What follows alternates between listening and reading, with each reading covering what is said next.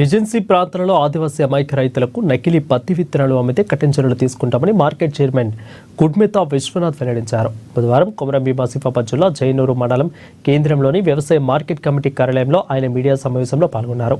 రైతులకు నకిలీ విత్తనాలు అమ్మితే షాప్ లైసెన్సులు రద్దు చేస్తామని హెచ్చరించారు. ఇక రైతన్నలకు ఫర్టిలైజర్ సీడ్స్ షాప్లో కొన్న పత్తి విత్తనాల ఒరిజినల్ బిల్లు వారికి అందించాలని అన్నారు.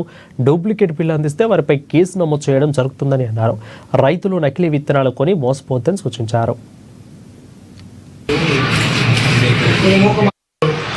జైనూరు వ్యవసాయ మార్కెట్ పరిధిలో నడుస్తున్నటువంటి నకిలీ విత్తనాలపైన ట్రేడర్స్లకు ప్రతి ఒక్కరికి కూడా తెలియజేస్తున్నది ఏదైతే ఒకటి నకిలీ విత్తనాలు మహారాష్ట్ర నుంచి ఇక్కడికి విక్రయిస్తే కనుక వాళ్ళందరూ కూడా దీనిపైన తస్మత్ జాగ్రత్తగా ఉండవలసిన బాధ్యతగా మీరందరూ తీసుకోవాలి.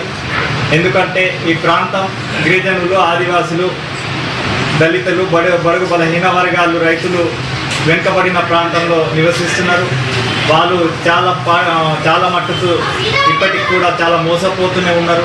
కాబట్టి మంచి మంచి విత్తనాలు తీసుకొచ్చి ఈ ప్రాంతాన్ని అభివృద్ధి వైపు, ఈ ప్రాంతం మంచి సస్యశ్యామలంగా ఉండేటట్టుగా మీరు సహాయ సహకారాలు అందించవలసిన బాధ్యత ఈ ప్రాంతంలో ఉన్నటువంటి ట్రేడర్స్ల పైన ఉన్నది. నకిలీ విత్తనాలు కనుక మీరు తీసుకువచ్చి ఈ ప్రాంతంలో అమ్మేస్తే కనుక మీ పైన కఠిన చర్యలు తప్పకుండా కఠిన చర్యలతో పాటు కేసులు నమోదవుతాయి. మీపైన మీకున్నటువంటి లైసెన్స్లు కూడా రద్దవుతాయి. కాబట్టి దీనిపైన మీరందరూ కూడా ప్రత్యేక దృష్టి సారించి తప్పకుండా ఈ ప్రాంతంలో